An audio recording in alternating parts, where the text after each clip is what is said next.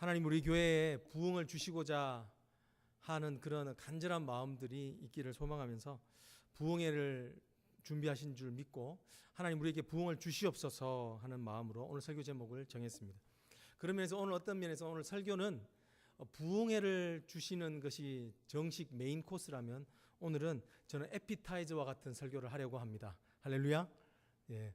세례요한처럼 그분은 흥하여야 되겠고 나는 오늘 그분의 길을 예비하는 설교를 먼저 여러분들에게 드리기를 원합니다.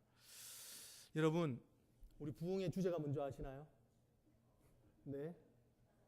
같이 한번 해보겠습니다. 시작. 예, 회복입니다. 회복. 영어로는 restoration. 영어로 이렇게 적었더니 우리 건축하시는 우리 김기현 집사님이 뭐라고 하냐면 주로 건축할 때 restoration은 공사가 이제 끝날 때 그걸 공사 복구라고 그러는데요. 그래서 restoration 이거 공사 복구인가요? 이렇게 묻습니다. 공사 복구 절대로 아닙니다. restoration은 회복, 성경적인 회복을 이야기할 때 쓰는 단어입니다. 성도 여러분, 질문이 있습니다. 오늘 이번에 우리에게 주시는 부흥회가 성공적이었다는 것은 무엇으로 알 수 있을까요? 이번 부흥회가 참 성공적이었다. 뭐를 알 수 있을까요? 네, 사람들이 많이 왔다. 새로운 사람들이 많이 왔다. 네, 그것도 저는 부흥의 한 모양이라고 생각합니다. 할렐루야. 예, 많이 올지어다. 예, 그러려면 많이 열심히 해야 되겠죠. 예, 부흥. 진화론적인 관점에서는요, 뭐가 부흥이냐면, 진화론의 뜻은 뭐냐면, 사람은 계속 좋아지고 계속 개선되어진다는 것이지 않습니까? 진화론적인 관점에서의 부흥은 뭐냐면, 자꾸 좋아지는 것이 부흥입니다. 근데 우리가 믿는, 성경적이라고 믿는 창조론의 부흥은 무엇이냐면, 창조론의 원래 뜻이 무엇인가요? 창조론 하나님이 인간을 만드시되 아름답게, 즉 완벽하게 만들어 놓으셨다. 그런데 그 인간이 죄로 말미암아 깨어졌다. 그 하나님의 온전함을 잃어버렸다. 그래서 이 온전함을 회복하는 것이 부흥입니다. 왜냐하면 하나님이 만들었던 그 상태보다 항상 우리는 떨어져 있기 때문에 회복해 가는 것이 부흥입니다. 자, 한번 따라해 보시면서 부흥은 회복이다. 회복되는 것이 바로 부흥이라는 것입니다. 여러분, 그러면 무엇이 회복인가요? 무엇이 회복되어야 될까요? 오늘 우리 본문을 보면서 두 가지가 회복될 때 사실은 이사야를 통하여서 하나님이 그 이스라엘 전체를 회복하시는 그림을 그려내고 있는 것입니다. 이스라엘의 회복에 대한 그림을 이 이사야 선지자 한 사람의 회복을 통하여서 밑그림을 보여주는 것입니다. 만약 이 두 가지가 우리 부흥의 기간 동안 일어난다면 우리 교회는 부흥한 것입니다. 할렐루야. 그리고 그 나머지는 하나님이 알아서 부흥시켜 주실 것입니다. 오늘의 이 본문은요, 어떻게 시작되고 있냐면 이사야라는 선지자가, 대선지자가 성전을 올라가는 이야기로부터 시작되는 것입니다. 항상 성경은 성전을 올라갈 때마다 무슨 해프닝이 있까 하십니다. 오늘 여기 보면 1절에 뭐라고 되어 있나요? 1절 한번 우리 같이 한번 낭독해 보실까요? 시작. 우시야 왕이 죽던 해에 내가 본즉 주께서 높이 들린 보좌에 앉으셨는데 그의 옷자락은 어디에? 성전에 가득하였고. 지금 성전에서 이사야가 환상을 보는 것입니다. 하나님이 주시는 부흥의 환상을 지금 보고 있는 것입니다. 성전에 있는 것이죠. 성전에 올라갈 수 있는 신앙이 되기를 주님으로 축복합니다. 괴로울 때 특별히. 오늘 여기에 보면 이사야가 왜 성전에 올라가는가? 왜냐면요, 이 자기가 보고 있는 현실이 너무너무 힘들어서 그렇습니다. 신앙적으로 보고 있는데 이 백성들은 간악하고 하나님을 무시합니다. 자신의 선배들도 그 하나님을 배교하고 있는 모습들을 보게 되는 것입니다. 그리하여서 어떻게 1장부터 5장까지 이야기하냐면요, 소돔 같습니다. 고모라 같습니다.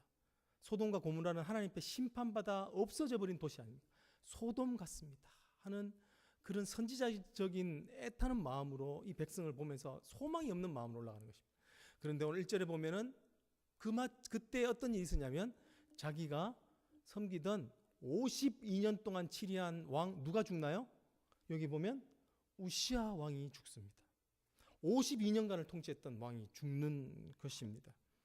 이 우시야 왕은요, 성경적으로 볼 때 반쪽 선한 왕입니다. 하나님의 뜻을 반쪽, 처음에는 잘 따라가다 나중에는 교만하여 죽게 되거든요. 근데 하나님께서 축복을 주실 때는 이 사람을 통해서 블레셋, 잘 이겨보지도 못하는 블레셋을 이기게 하셨습니다. 그리고는 암몬과에게는 암몬으로부터는 조공을 받는 그런 강대국의 입장으로 나아가는 이스라엘이 되게 했습니다.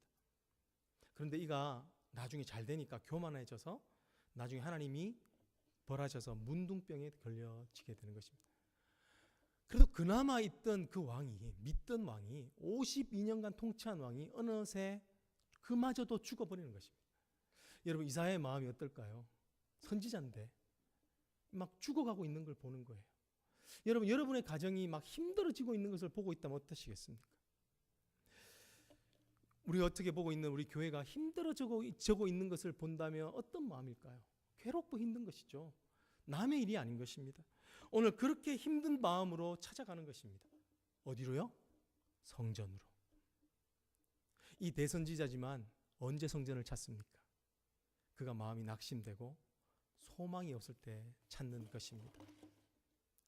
여러분, 오늘 주시는 교훈 첫 번째는 뭐냐면요, 하나님의 축복 중에 하나는 뭐냐면 하나님은 우리의 낙심과 상처를 선용하신다는 것입니다.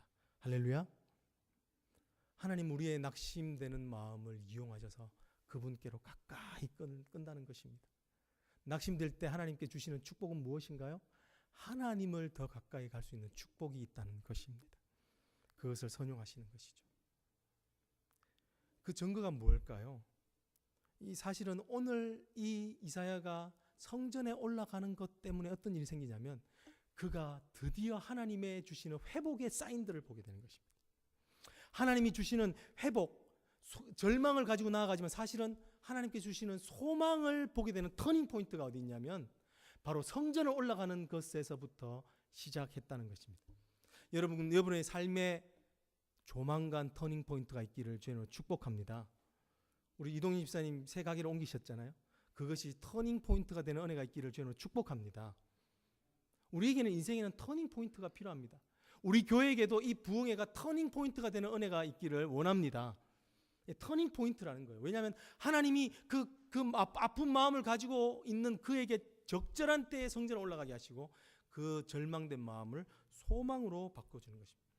이것은요, 이사야서 전체에도 잘 나타나와 있습니다. 이 6장을 기점으로 해서 어떤 일이 일어나냐면 이 이사야가 처음부터 1장부터 39장까지는 계속 하나님의 심판을 얘기하지만 사실은 40장부터 끝장까지에 있는 이 66장까지는 하나님의 소망을 이야기하는 거예요. 하나님의 소망을 그가 언제 보냐면 오늘 이 6장의 상심한 마음 가운데서 그가 하나님의 영광을 보면서 그 소망을 보게 되는 것입니다. 여러분, 성전에 올라갈 수 있는 저와 여러분이 되기를 원합니다. 오늘 이 한 사람 때문에요, 부흥이 일어나요. 여러분, 부흥은요 결코 거창한 것이 아닙니다. 부흥은 한 사람만 바뀌면 됩니다. 한 사람만 바뀌면 되는 것입니다. 한 사람만 소망을 지니면 그것은 바로 부흥입니다. 소망은 많은 사람이 다 하는 것이 아닙니다. 한 사람 되기를 원합니다. 저는 이 말씀을 보면서 하나님 앞에 그렇게 기도했습니다. 하나님, 제가 꼭 바뀌어지게 해주십시오. 여러분, 목사가 바뀌어지면 그 한 사람만 바뀌어지면 되나요? 여러분, 이 부흥회를 기점으로 한번 이렇게 하나님 앞에 기도했으면 좋겠어요. 하나님, 이번에 터닝 포인트 주십시오. 할렐루야. 이번에 꼭 변화되게 해주십시오. 그런 마음이 있기를 원합니다. 이게 바로 이사야가 경험했던 것이 6장에 있는 것. 그가 성전에 올라갔습니다. 성전에 올라가니까요, 왜 바뀌어지게 되나요? 왜 바뀌어지는지 한번 보시겠어요? 6장 3절 우리 한번 합독하시겠습니다. 시작. 서로 불러 이르되 거룩하다 거룩하다 거룩하다 만군의 여호와여 그의 영광이 온 땅에 충만하도다 하더라. 지금 그가 환상 중에 보고 있는 것이 무엇이냐면 하나님의 거룩한 영광이 그 앞에 드러나는 것을 보는 것입니다.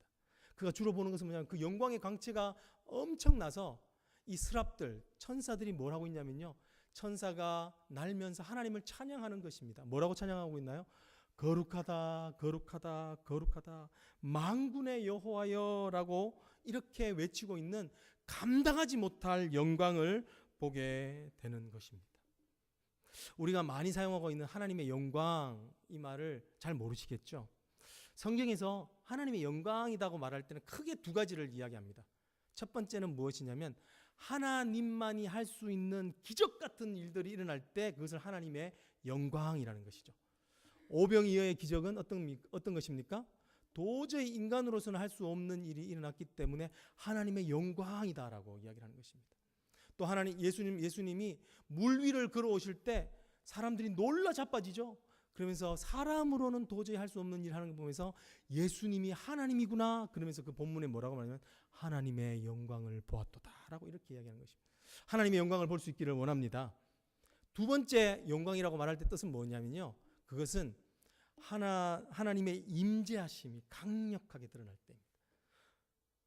그 자리에 모인 사람이 다 지각할 수 있는 것처럼 하나님의 임재하심, 특별한 임재하심, 강력한 임재하심이 있을 때, 야곱이 하나님을 만날 때 그 사닥다리 사건 기억나시죠?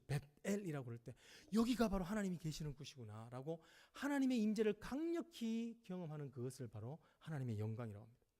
자, 그러면 지금 이 이사야가 경험하고 있는 하나님의 영광 어떤 것인가요? 첫 번째 겁니까? 두 번째 겁니까? 기적은 일어나지 않았으니 하나님의 강력한 임재가 있는 것이 바로 하나님의 영광이었습니다. 성도 여러분, 이번 부흥회 때 하나님의 강력한 임재가 있는 것을 우리가 보기를 소망합니다. 예, 부흥회 때 우리가 강력히 소망해야 될 것은 그것입니다.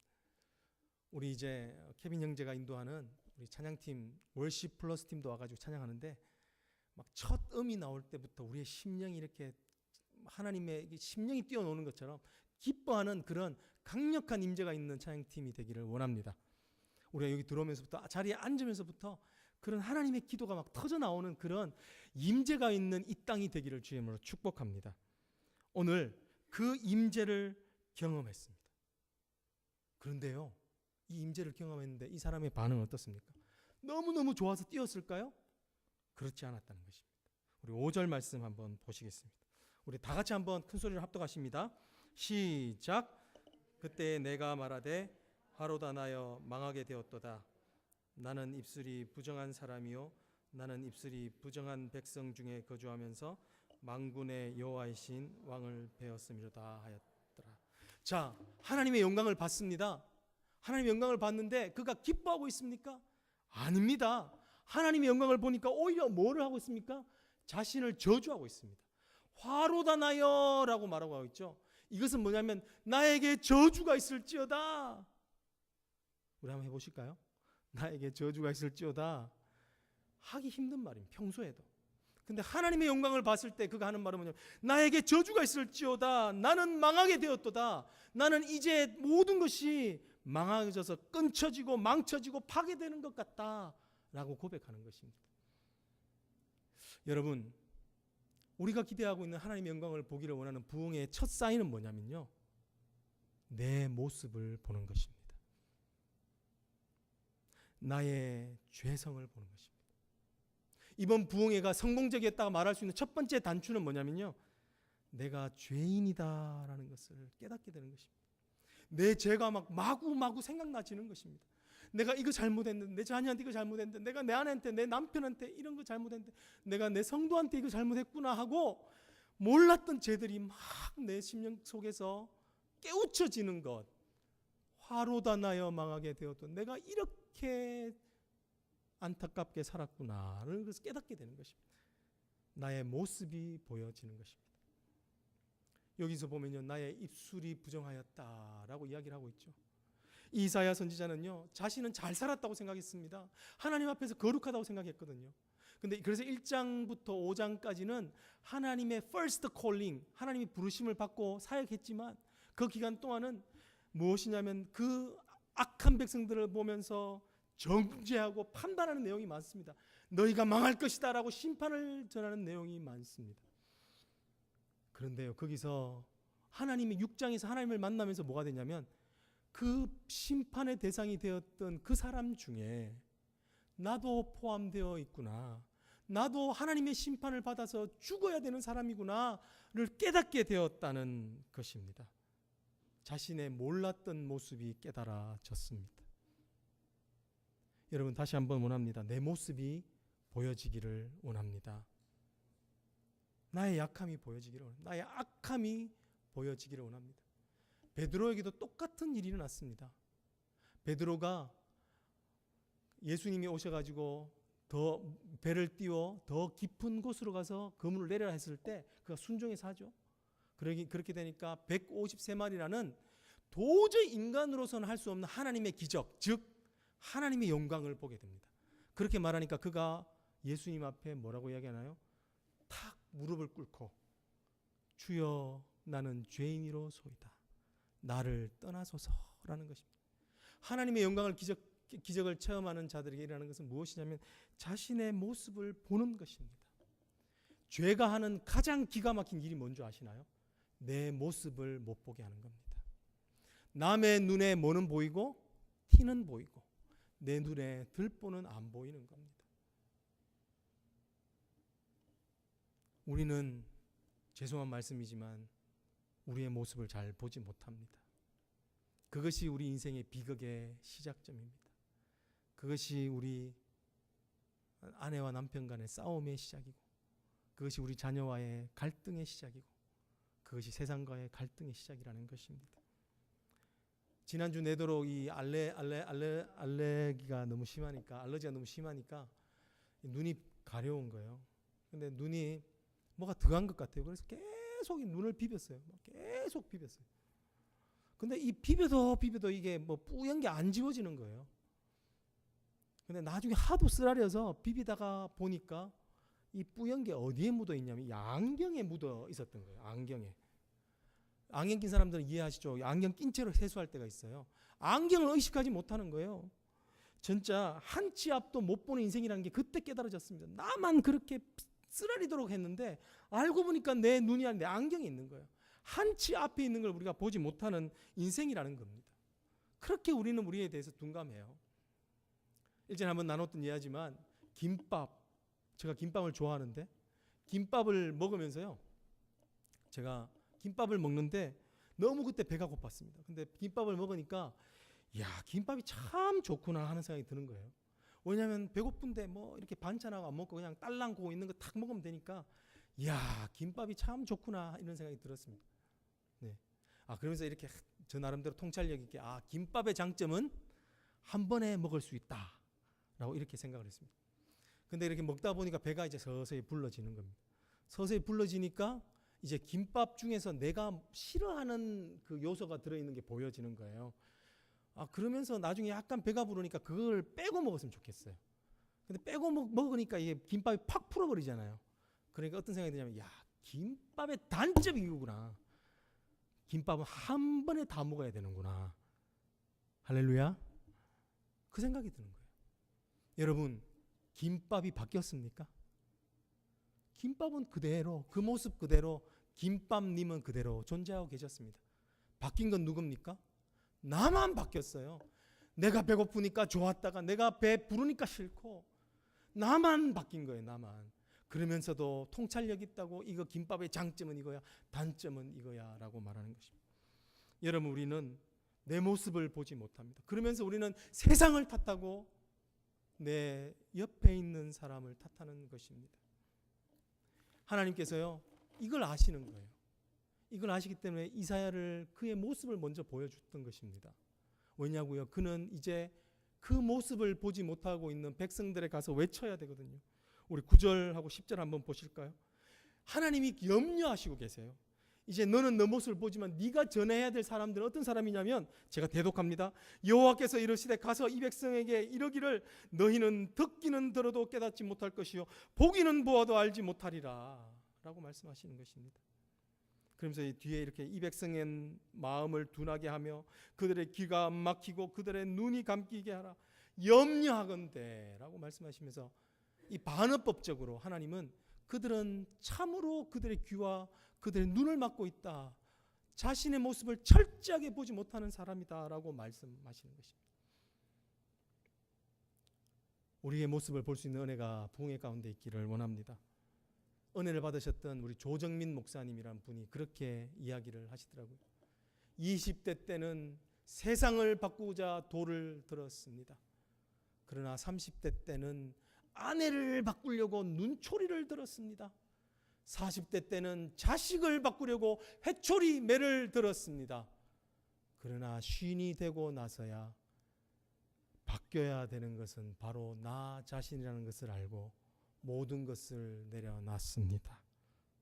여러분, 은혜는 내가 바뀌는 것입니다. 나의 문제가 보여지는 것이라는 것입니다. 우리 이제 옆에 분 보시면서 네 모습 잘 봐. 한번 그렇게 한번 격려했으면 좋겠어요. 네 모습 잘 봐야 돼. 네 모습 잘 봐. 네. 하나님께 주시는 부흥의 두 번째 사인은 무엇이냐면 한번 따라해 보시겠습니다. 하나님의 말씀을 듣는 것입니다. 하나님의 음성을 듣게 되는 거예요. 거룩한 망함, 내가 이런 존재라는 것을 아는 이 자아의 죽음 다음에 하나님께 주시는 선물은 무엇이냐면 하나님의 음성이, 세미한 음성이 세미할지라도 들려지게 하는 은혜를 주신다는 것입니다. 우리 한 8절 한번 보실까요? 이사야에게 일어난 변화입니다. 우리 같이 8절 한번 우리 큰 목소리로 같이 읽으시면 시작.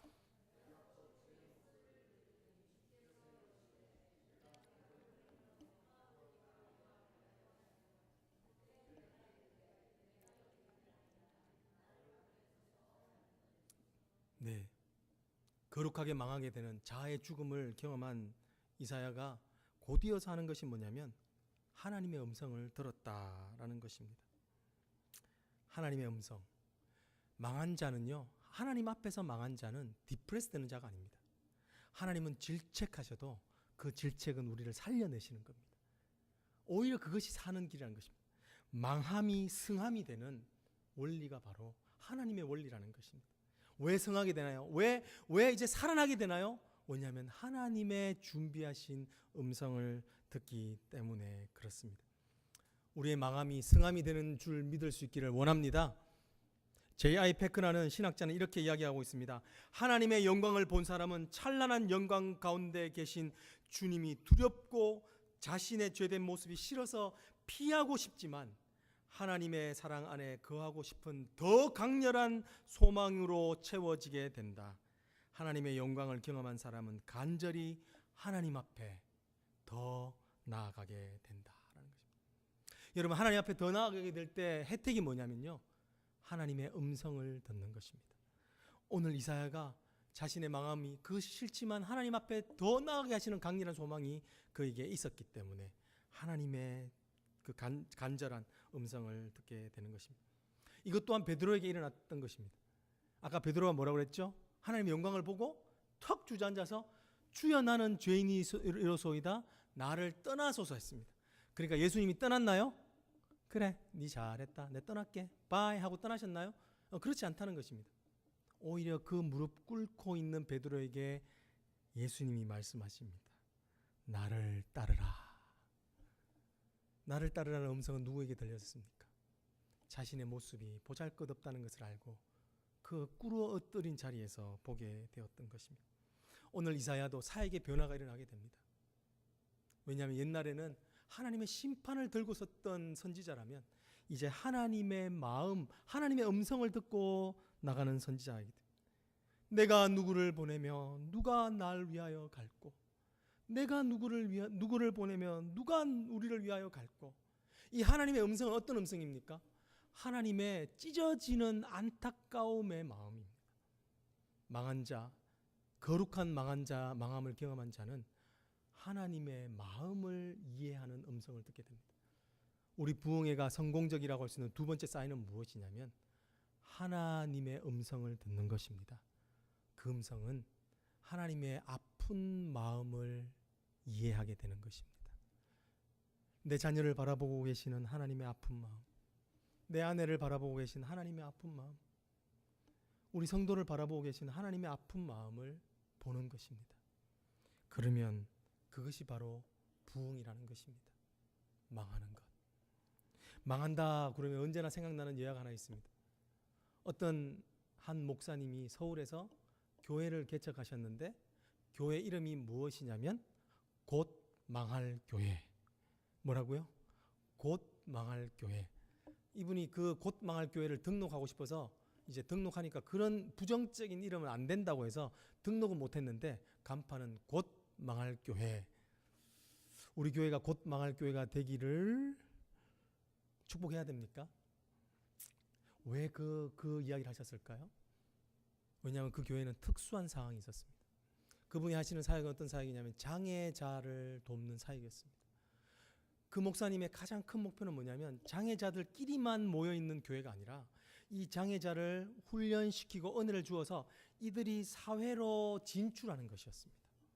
그러니까 이분의 사역이 하나님이 주시는 그 뜨거운 마음의 사역이 이루어지려면 뭐가 돼야 되냐면 장애자가 하나 둘씩 그 교회를 떠나야 되는 것입니다. 교회를 떠나야 되는 것이죠. 그래서 자신의 큰 기쁨은 무엇이냐면 이 장애우가 사회로 다 들어가서 흡수되어서 사회 가운데 제대로 된 역할을 하면서 자신의 교회는 등록된 교인이 하나도 없어지는 것. 그것이 바로 자신의 사역의 목적이었다는 것입니다. 여러분, 하나님께서는 영적으로도 그러합니다. 하나님 갈라디아서 2장 20절을 통해서 하신 말씀이 무엇입니까? 내가 그리스도와 함께 죽었나니. 먼저 망하는 것입니다. 먼저 죽는 것입니다. 내 모습을 보기 때문에 내가 죽는 것입니다. 그리고 나서 하는 것이 무언가요? 내가 이제 사는 것은 나를 사랑하사 나를 위하여 죽으신 예수 그리스도를 믿는 믿음 안에서 사는 것이다 라고 하나님의 주시는 생명, 하나님의 음성을 쫓아가는 삶, 하나님의 마음을 아는 삶으로 살아가는 것이라고 말씀하고 계시는 것입니다. 우리가 오늘 예배 후에 부르게 되는 찬양에도 나와 있습니다. 나 같은 죄인 살리신 Amazing Grace. 우리 그 찬양 다 좋아하시잖아요. 거기도 이렇게 이야기를 하고 있죠. 나 같은 죄인 살리신 주원의 놀라와 Amazing Grace, how sweet the sound. 우리의 인생에 일어나는 은혜의 길은 내가 나 같은 죄인, 나 같은 죄인, 그리고 그 죄인을 살리신 하나님의 음성, 그것을 듣는 것입니다. 여러분, 이번 우리 부흥회가 성공적이라고 하면 두 가지가 나타날 것입니다. 첫 번째는 말씀을 통하여서 엄중히 우리를 돌아보게 하시는 하나님의 거룩한 망함이 우리 안에 일어날 것입니다. 두 번째는 선포되는 말씀이 그냥 문자적으로 있는 말씀이 아니라 나에게 직접 하시는 말씀, 하나님의 음성으로, 하나님의 마음을 깨닫게 하시는 음성으로 들려지게 될 것입니다. 이 두 가지 은혜가 있기를 주의 이름으로 축복합니다.